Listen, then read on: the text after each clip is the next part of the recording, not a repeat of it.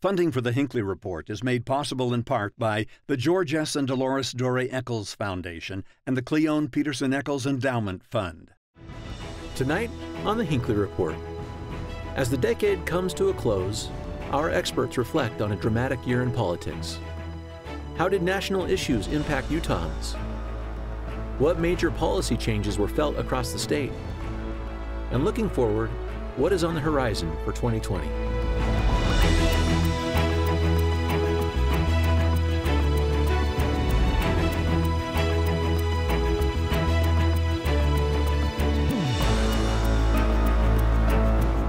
Good evening, and welcome to the Hinckley Report. I'm Jason Perry, director of the Hinckley Institute of Politics. Covering the week, we have Jennifer Napier Pearce, editor with the Salt Lake Tribune, Glen Mills, anchor and senior political correspondent with ABC4 News, and Max Roth, anchor with Fox 13 News. So glad to have you all here today. This is a special edition of the Hinckley Report. Not very often we have some of the best reporters in the whole state talking about the year in review. But that's what today is. So where are they? It's all of you. Let me start with one because I want to hear what you have to say. I want to start with one because it's just so interesting to me, at least. We're ending this year with a little bit of uncertainty and limbo with the impeachment proceedings of the president. But we started the year in limbo also. Not a lot of people remember the fact that Christmas this last year and into the first of the new year, our government was shut down. 10,000 workers in the state of Utah were furloughed or working without pay in some way. Jennifer, what was the impact as we started that year? I guess maybe talk about how it impacted maybe what happened this whole year in politics. I think there are a lot of employees in the state of Utah who were scratching their heads, wondering how they're going to pay the next month's check. How long is this going to last? You know, and I think, you know, we've had government shutdowns before, but having this repeated dysfunction, I think, is really disheartening for a lot of people. On the recreation side, we saw people sort of scrambling, you know, how am I going to get to the national parks? So just as you said, a lot of uncertainty, and it's not a great way to start the year. And you get it set off on that foot, right? Where the government can't come together to do a function of getting things funded and moving on. And it just impacts so many people, especially those who all of a sudden in the middle of Christmas, the New Year, don't know when that next check is coming. But it really just got the year started on a tone of dysfunction and not being able to come together to get things done. And there's a carry-on effect to people who work outside of government as well. And we'd go up to Ogden and cover what was happening with the IRS center up there, and people who are going to the food pantries. We're getting so many more people at this time of year, and people who are well employed and never thought that they would be in that situation, winding up getting that aid. But then I even remember being on the phone. I just looked up the gas station around the corner from the IRS office and talking to the gal who works there on the day shift and saying, well, you know, I don't have to, I'm not putting out sandwiches. I'm not making the chili that everybody comes and eats at lunchtime. And those kinds of effects, those people don't get their payment back. They don't get, when the government comes back into session, no one goes and buys all that chili that wasn't sold during that time, you know. And a huge impact on our rural communities as well. When our national parks are shutting down, those are the main drivers in those communities. And Jennifer, you brought this up a second ago. The state had to step in to work on those national parks just to keep some of this business flowing. Right. I mean, it's not like life stops. You know, I think people still wanted a vacation. Tourism is a big thing, particularly in southern Utah. And so it has this ripple effect. And I don't think that it engendered a lot of goodwill with the federal government, which is already suffering. I think, you know, people see the dysfunction and they're tired of it. Go ahead, Glenn. Well, as far as the shutdown is concerned, I mean, that's the main point I wanted to make right there. It's just people are tired of it, and that's what we set the year off with, is that government shutdown.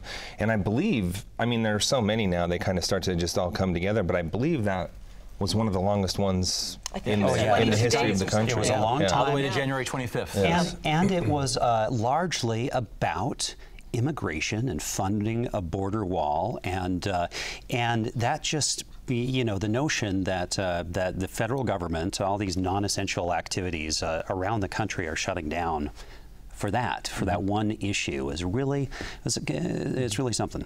And that issue's not exactly been resolved in this year, has it? No, it hasn't. Okay, so let's hear it now, okay? Your top stories of the year. Who's got one you want to go with? So outside of that, did anything really happen this year? Okay, so that was it, Glenn? Okay, thanks. End of the show. No, I mean, you look at this year, it was historic and extremely divisive, both on a national and on a state level. We saw, for example, obviously the impeachment, you know, the fourth time in the history of the country where we got through that process, the third time where it went through to the vote and a president of the United States was impeached. So obviously a huge historical factor there, but also just the divisive nature of that, pretty much along party lines. I believe 2 Democrats broke from the party in that vote.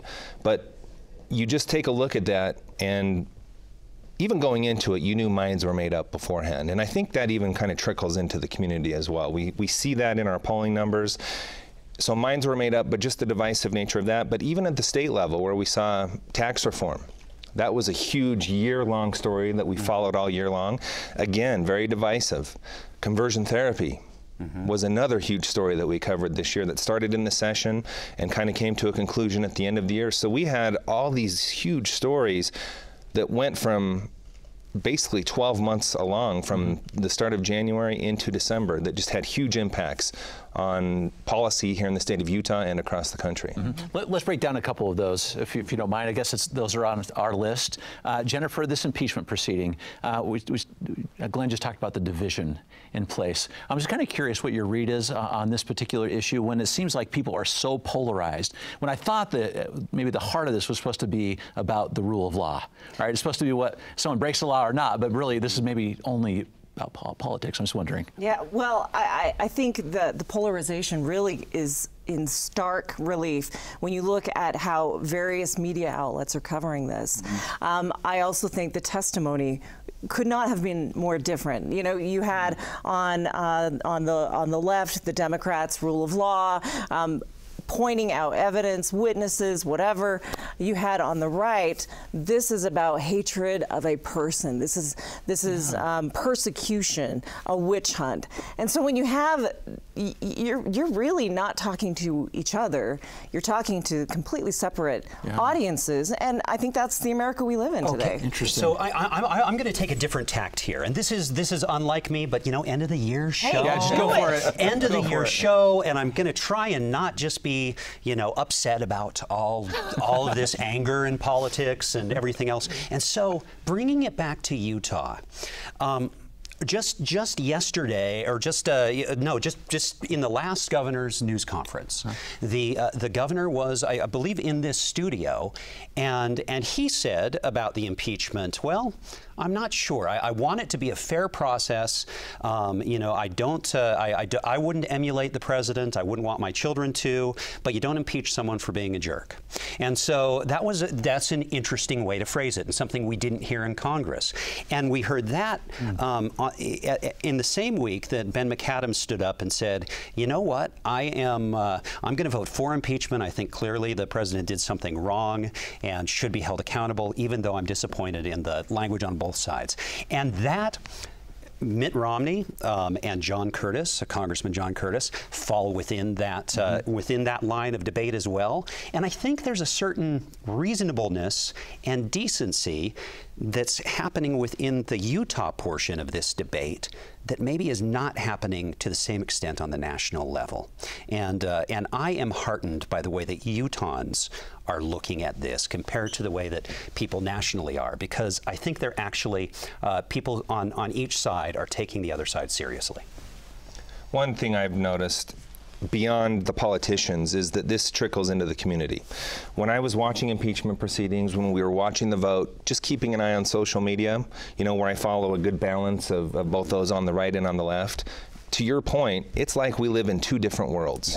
Yeah. No, you know, the right has the way they're looking at it, the left has the way they're looking at it, and there is very little crack in between that. And I think that extends, again, like I said, beyond the politicians and into the public. Jennifer, as you have covered this story so well with your paper with the Tribune, is there any kind of sort of impeachment fatigue going on with voters? I mean, how are Utahns really feel about it? Are they tired of it? Is it motivating them?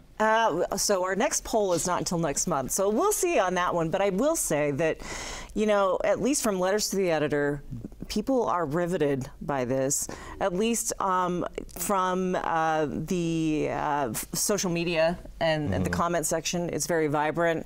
Our readership online, numbers are up. So I do think that there is keen interest in this. And to be honest, during the holiday season, I expected, you know, people just like, okay, I got my own thing going. I need to focus on non-confrontational kinds of activities, but I think that people do care about this country, and they want to see how this plays out, even if it is staged in some ways. I understand your point, Max, about, you know, Utah's delegation taking this a little more I don't know, less partisanly. I guess I named about half the delegation because, in my kinder, gentler nature, I'm trying to avoid talking about the But at least in the leadership and other voices that we've heard from the Senate, this is a done deal, you know? So I do think that citizens are very concerned.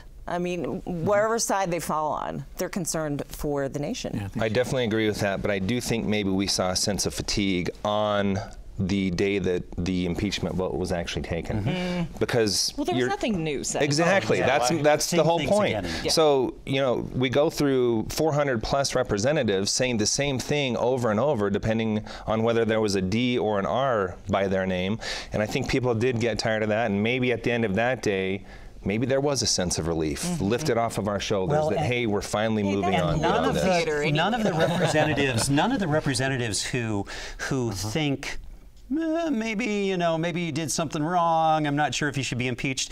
John Curtis didn't talk. Ben McAdams didn't talk. You know, it was just the people. It was people who had fire to breathe who talked, and Chris Stewart was one of them. Political expediency, though, because those two individuals are in tenuous situations. I mean, they have more of a purple feel to their districts, so. Maybe that's why. I don't know if you'd say John Curtis's district is so purple. Ben McAdams definitely. Right. But I think Curtis just has nothing to gain from his party by saying that, and that's the thing. And we saw that in the approach he took. Like, maybe I don't care for the behavior, but is it impeachable? I don't know. That's kind of the approach he took. He even suggested in his online comments that he posted, I wish they'd come and take questions rather than just doing the online comments. But he suggested that he would have considered other articles. He said, I was a little disappointed that they just brought abuse of power and obstruction of Congress because I thought there were stronger cases to make. And you're like, which ones? Tell us what would you have voted yes on? And I would have liked to have gotten in more depth with Ben McAdams when he made his announcement as well, because 6 months ago I was talking to him and he said, to this point, I have seen nothing that reaches the bar of impeachment. So something obviously changed within that 6 months. That day, he... September 25th, that phone call. That was when it came out. Or July. July 25th, but September is when we learned about it. But and he definitely changed his approach. And when you talk about political expediency in his district, would it have not been more politically expedient to vote no? That's fair. That's fair. I give him credit. That is a very difficult political calculus to make. He was probably in a situation where he was going to lose either way. Yeah. Either way. Okay. We're going to a couple other big stories. That's certainly the one of today also. Glenn brought up a couple more, but how about you, Max? One of those that Glenn mentioned, or you have another big story of the year? Oh my gosh, not one of the ones that Glenn mentioned, although I do appreciate that. I think we do have to talk about the inland port, because that is a really big deal here in the state. And what it shows is that, again, it's going to be a constant in Utah politics. It has been for a couple of decades now, that Salt Lake City and to a lesser extent Salt Lake County is such a strong contrast politically with the rest of the state, and there's real bitterness in the sense of how Salt Lake and the state interact. It'll be interesting to see how a new mayor of Salt Lake City negotiates that, and I think she's sending some signals that she's going to try and work hard to do that. But I think that bitterness really showed through. And we've kind of already seen a taste of what her administration is going to be like, because during the process of negotiation between the city and the legislature, we saw Mayor Biskupski back out of that, and Erin Mendenhall, now the mayor-elect of Salt Lake City, is the one who stepped up for the city council representing them and negotiated what she was able to. Now, she came out of that saying, it's not what we want, but at least we got something out of those negotiations. And also a very interesting point there. We've seen this division between the Biskupski administration and the governor and state legislature. Who showed up on the night of election night at Erin Mendenhall's election party? Governor Herbert did. Right. So you're already seeing more of a sign of collaboration moving in that direction. I think this story has taken a lot of different iterations as the year has progressed. You know, when we started the year, really there was rancor between state and city.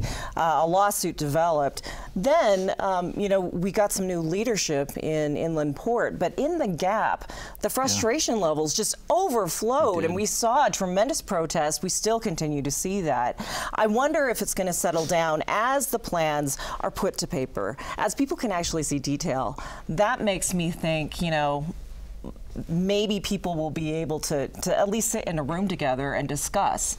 I think that this hub and spoke thing is a new idea. It needs to be vetted. So, you know, when we're talking about something that's so complicated, we've seen an evolution over 2019 on this issue, and I imagine that will spill over into 2020 with the lawsuit continuing. So do you expect there will be some legislation this year that's kind of agreed to with these groups, with the city, and you hearing any of that? I have not, but yeah, I'm skeptical about people coming together to that extent, and I think it's because of a fundamental political, philosophical difference, which is the state very strongly believing that growth is the good and it's what you pursue, and a lot of people in Salt Lake City saying, you know what, you put more, you develop more of that land, and that's going to be more stuff in our air. But on the other side, people say, you know, the growth is coming, we must manage it. So. Which argument's going to win? I don't know. Well, as far as what happens next, I think we're going to have to wait and see what happens, how the courts decide on it. Yes. And then maybe we'll see what the path forward is from there, because Mayor-elect Mendenhall has said she plans to continue on with the litigation side of it. That's right. Really good one. And another interesting point, though, to build on what Max was saying, is just the difference in philosophy between rural Utah and, you know, the capital city. We have, you know, a lot of people fighting it in Salt Lake City, where rural county commissioners are saying, hey, you don't want it, bring it here. So there's a big, huge difference in the way this is thought of across the state. Yeah, it'll be interesting to see how this hub and spoke that Jennifer was talking about, how it brings rural Utah into this, if there's a little piece of that for them in terms of economic development. All right, Jennifer, I kind of made you talk about the first one, the government shutdown. Story that you see of the year that you thought was interesting and impactful. Well, I think on a social issue, conversion therapy has to be up there. Again, we saw evolution. We saw a lot of dramatic, very emotional testimony on the Capitol Hill, and then nothing happened. And so the frustrations continued into the summer. Finally, the governor agreed to have an administrative rule that banned conversion therapy. And it's interesting to see how that pendulum went during 2019. I think a lot of people are very happy about the ban, particularly because science backs up the idea that this kind of therapy is not therapeutic. It can be very damaging. I do think as we went through this, you know, transition, deciding what we thought about this, how many kids were harmed during that limbo period. That's the hard question that I think our elected officials need to think about. I remember sitting through those committee hearings when Representative Hall's bill was going before the Judiciary Committee, the House Judiciary Committee. There were so many people that came out to talk on this that it had to go one day and then continue again the following week. I don't recall a bill that I covered on Capitol Hill where I saw that happen. A lot of talk went into this. Representative Hall thought he was in good shape, ready to move it forward, and then Representative Carrie Ann Lisenby came in with the replacement bill. And there was a lot of potentially miscommunication between her and the governor's office, because I remember during the meeting she announced this is something the governor is behind, and then a little bit later the governor kind of said, whoa, whoa, whoa, not really. So this just ended up being a really, I would say, bitter battle up on Utah's Capitol Hill. And you remember Representative Lisenby ended up getting death threats over her role in this. So this was a very bitter story that happened during the year. Max, it was and divisive and full of emotion. But what it shows too is, you know, in my time reporting here, the arc of this issue has changed so dramatically that the notion of considering a bill like this in, you know, at the turn of the century, you know, just less than 2 decades ago, would have been hard to imagine. The idea that we're in a place now where there's gay marriage and the state is fully acknowledging that, where we're talking about issues of bullying in schools and schools taking very seriously those kinds of things, and discrimination protections. There are this has been we've been watching history, and things seem so chaotic on a day-to-day basis in our current politics that sometimes it's easy to forget that from a historical perspective on this issue, it has been a dramatic and fast shift. Minds have changed, and probably more so in this decade than anyone before on this very issue, no doubt about that. I do want to add real quick, I mentioned the death threats that Lisenby had received. Equality Utah came out and said, well, we're disappointed in the way that went. They did not stand behind that and asked people, you know, to move from that direction and not take it that way. All right, I'm going to expand the minds for a moment, all right, beyond this year. All right, I think reporters beyond yesterday. Stories of the decade. All right, we've got 10 years coming to an end. Jennifer, anything stand out in your mind? 10 years worth of great and interesting news. I think we have seen a transformation in Mitt Romney. We've seen him emerge as a national leader, and now the state has adopted him as his own, and I think that he is very careful about where he decides to step into issues. But it's been very, I think it's been really interesting to watch his style of leadership and how that fits into what the Republican Party has become. So, you know, as a presidential candidate, he was scrutinized in certain ways. I think that here, he still has a high level of approval. He was elected overwhelmingly, and as we proceed through the impeachment, the aftermath of the impeachment, and going into 2020, I'm interested to see if he's going to be more vocal. Yeah, I'm interested in that too. Glenn? He feels empowered, you know? Yeah, is that, I mean, that's the arc, right, that we talk about with Mitt Romney, run for president, unsuccessfully, but comes back and maybe influential force in the current presidency. Talk about his impact that you see it over this last decade. Well, one of the things I think is interesting is if you look back at when he did run for president, he took like 75% of the state of Utah. And then the following nominee for the Republican Party was President Trump, who got 45.5%. So it was split between him and Evan McMullin, though. Right.